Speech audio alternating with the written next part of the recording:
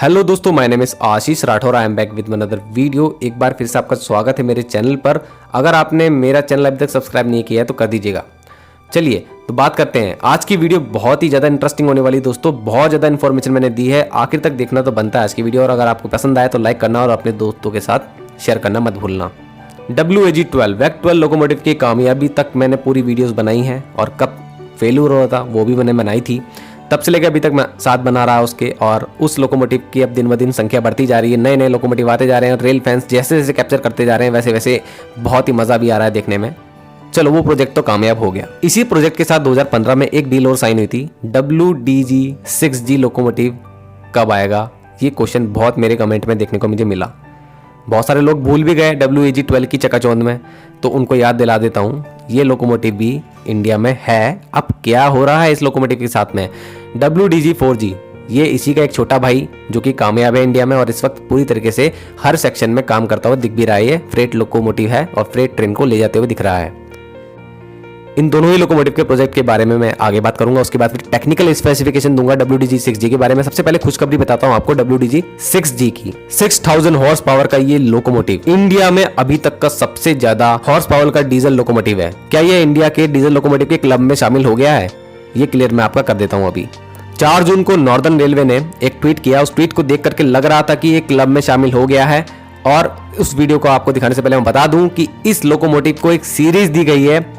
इसी सीरीज के अंतर्गत सारे लोकोमोटिव आने वाले हैं। अंगद नाम रखा गया है दोस्तों, अंगद। जिसने भी नाम रखा है बहुत ही प्यारा नाम लग रहा है, लोकोमोटिव से मैच भी करता है। अंगद एक ऐसा भारी भरकम लोकोमोटिव जो कि 6000 हॉर्स पावर का एक बहुत ही बेहतरीन लोकोमोटिव है। इतने हॉर्स पावर का अभी तक कोई भी लोकोमोटिव इंडिया में अवेलेबल नहीं है दोस्तों।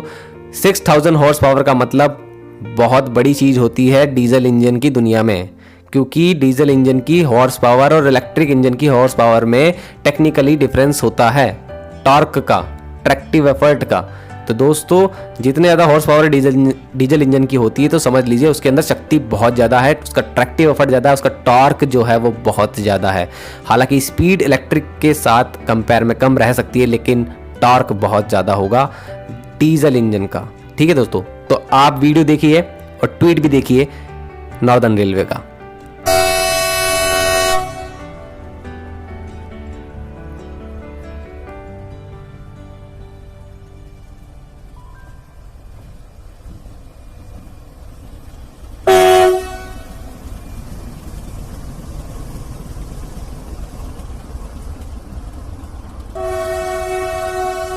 नॉर्दर्न रेलवे में चल रहा है।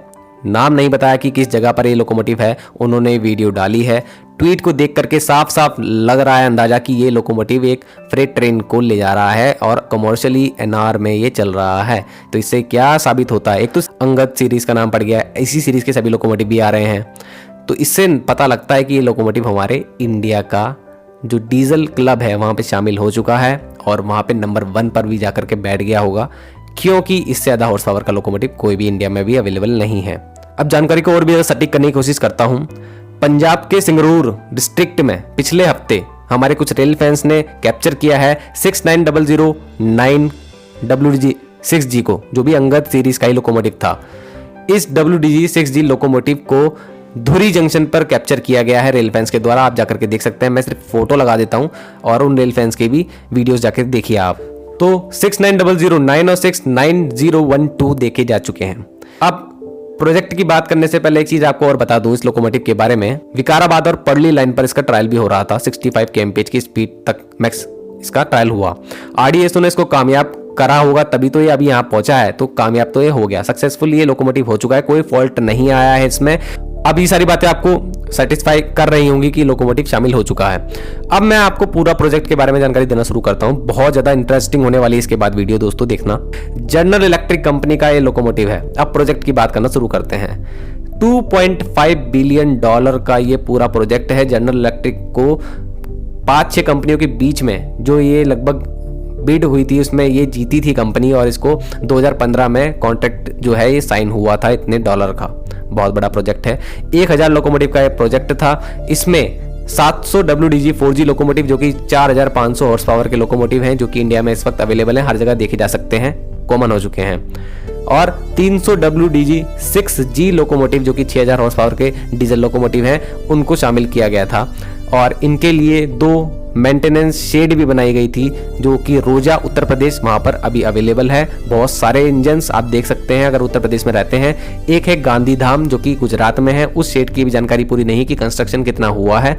बाकी रोजा शेड में पूरी तरीके से कंस्ट्रक्शन हो चुका है, लोकोमोटिव वहाँ रखे जाते हैं। WDG-6G बहुत रेयरली दिखता है इंडिया में, 1-2 लोकोमोटिव दिख रहे थे लेकिन आजकल बहुत ज़्यादा दिखने लगे हैं। इसका मतलब मुझे लग रहा है कि इनका प्रोडक्शन चालू हो गया है। अब प्रोडक्शन की बात करते हैं।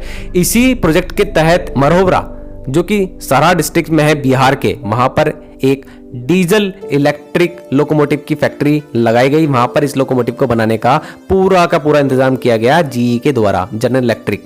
इसके लिए सरकार ने अनुमति दी थी वहां पर फैक्ट्री लगाने के लिए 2015 में। और आप लोग जानते हैं कि बिहार के ही मधेपुरा में WAG-12 की फैक्ट्री है। तो बिहार में ही इंडिया के सबसे ज़्यादा ताकतवर फ्रेट लोकोमोटिव की 2 फैक्ट्री बनाई गई है। ये बहुत अच्छा लगा मुझे कि बिहार को चुना गया इस चीज़ के लिए, और वहाँ के बहुत सारे कुछ लोकल पर्सन्स को वहाँ पर रोजगार भी मिला है। अब पहली बात, 40 लोकोमोटिव USA के पेंसिल्वेनिया में जहाँ पर इसका टेस्टिंग हो रही थी और जहाँ पे ये बने हैं GE के, वहाँ से लोकोमोटिव इंडिया आए। WDG-4G उसमें शामिल था और उसमें से फिर एक हमें WDG-6G भी मिला 2019 में। तो लगभग कुल मिलाकर के अगर 50 के अंडर में हम मान के चले तो लोकोमोटिव USA से आए हैं। और कंपनी का कहना था कि लगभग 960 लोकोमोटिव इंडिया में बनेंगे। 960 लोकोमोटिव इंडिया में बनेंगे तो फैक्ट्री चाहिए, फैक्ट्री बन चुकी है, शेड बन चुकी है, मेंटेनेंस की सब कुछ हो चुका है। अब GE लोकोमोटिव का कहना है कि ये PPP मॉडल पर प्रोजेक्ट जो है साइन हुआ था और इसका मतलब इस प्रोजेक्ट में 26% की हिस्सेदार गवर्नमेंट है या फिर इंडियन रेलवेज कह सकते हैं, और इसमें जो 74% का हिस्सेदार है वो GE है, जो GE अपना पैसा लगा रहा है। तो public private partnership PPP model पर ये प्रोजेक्ट चल रहा है। और ये जो पैसा लगाया है इसमें GE ने, इसमें इसका कहना है कि मेक इन इंडिया प्रोजेक्ट के तहत ये काम हुआ है और इसके तहत उन्होंने बहुत सारी लोकल कंपनीज जो कि इंडिया की हैं वहां पर उनके साथ कॉन्ट्रैक्ट साइन किया और कुछ ग्लोबल कंपनीज के साथ भी डील करी कि आप आकर के इंडिया में बनाएं, अपनी स्टेब्लिश करें कुछ प्लांट्स, जैसे कि हमें लोकोमोटिव के लिए पार्ट्स आसानी से इंडिया में ही मिल जाएं। तो ये सारा काम इंडिया में हो चुका है दोस्तों, और इंडिया में इनके पार्ट्स बन रहे हैं मैक्सिमम, ऐसा कहना है GE के ऑफिशियल्स का। तो दोस्तों इस लोकोमोटिव के बारे में बहुत मैक्सिमम जानकारी अब आपको मिल गई होगी। अब मैं बात करता हूं उन चीजों के बारे में जो आपको टेक्निकली जानना चाहिए इस लोकोमोटिव के बारे में। कंपैरिजन इसका भीम लोकोमोटिव के साथ मैंने किया था, और ये सिंगल कैब लोकोमोटिव क्यों है इसके भी आपके सवाल उठेंगे मन में, और इस लोकोमोटिव के अंदर और क्या खासियत है या फिर इस प्रोजेक्ट के बारे में और ज़्यादा डीपली जानना है तो 3 वीडियो मेरे पास पड़ी हुई हैं। अभी हाल ही में एक वीडियो बनाई थी DFC में कितने लोकोमोटिव चलेंगे, तो DFC के लिए तो बनाया जा रहा है मेनली, तो वहाँ पर आपको जो वीडियो है उसमें सारी जानकारी मिल जाएगी। वो वीडियो और सारी वीडियो आई बटन पर लिंक है, डिस्क्रिप्शन में लिंक है, जाके देख लीजिएगा। मेनली बात एक और दोस्तों, DFC के लिए लोकोमोटिव बनाया गया है, DFC में अभी उतरा नहीं है। अभी जो RDSO ने इसको सर्टिफिकेट दिया है DFC के लिए नहीं दिया है 65 kmph का। इसकी असली स्पीड अभी तक रिवील नहीं हुई है, कहीं भी किसी भी प्लेटफॉर्म पर इसकी असली स्पीड मेरे को देखने को नहीं मिली कितनी है। तो 100 kmph मुझे लगता है मैक्सिमम इसकी होनी तो चाहिए ही, 120 तक भी हो सकती है, लेकिन DFC में 30 टन तक का एक्सल लोड सह सकता है DFC का ट्रैक, तो वहां पर तो ये आराम से स्पीड पकड़ लेगा। अब टेक्निकल की तरफ बढ़ते हैं। तो ये 6000 हॉर्स पावर का लोकोमोटिव है। इसके अंदर जनरल इलेक्ट्रिक का GVO technology based 4 stroke 16 cylinder internal combustion engine लगा है जो कि टर्बोचार्ज्ड है।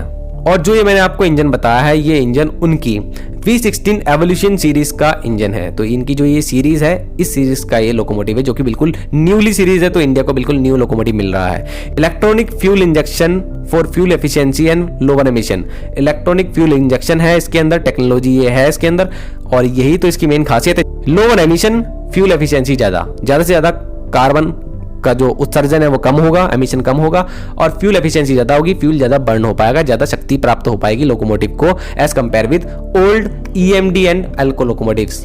इसके अंदर IGBT ट्रैक्शन कंट्रोल सिस्टम है विद इंडिविजुअल एक्सल कंट्रोल, मतलब हर एक्सल का कंट्रोल अलग अलग है। अगर किसी भी व्हील में स्लिप आता है तो हम एक स्लिप को कंट्रोल करने के लिए किसी एक एक्सल में कंट्रोल के जरिए उसकी मोटर को कम ज्यादा स्पीड में ला सकते हैं। तो ये टेक्नोलॉजी हमारे 3 फेज लोकोमोटिव में भी है। इसके अंदर compact modular micro processor controlled air brake system है, बहुत ही उम्दा टेक्नोलॉजी है ये भी।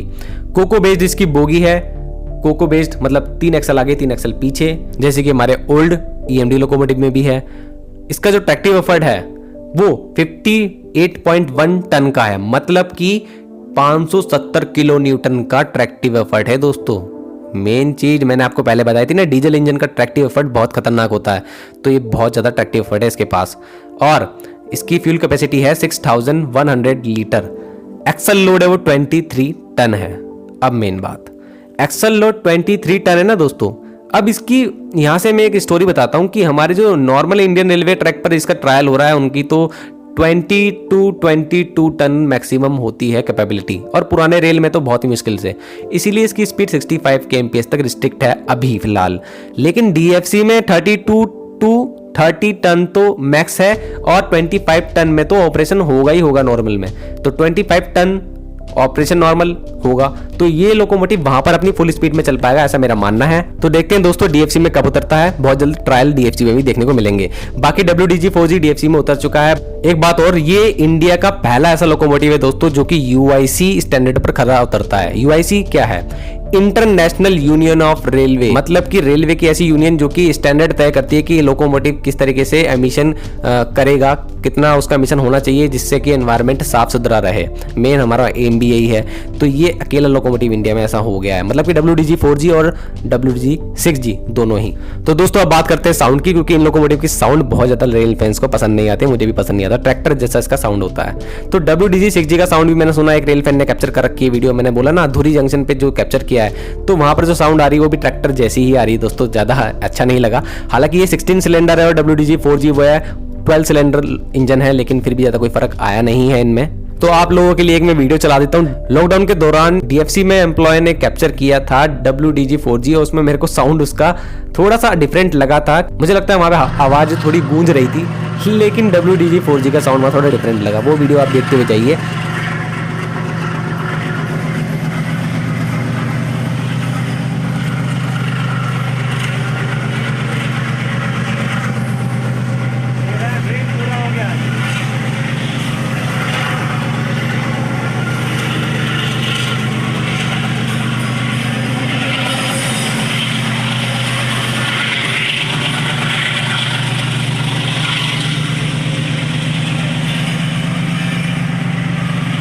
और आपको कैसा लगा ये वीडियो? बहुत ज़्यादा अच्छा लगा तो बताना, अगर कुछ कमी रह गई तो बताना।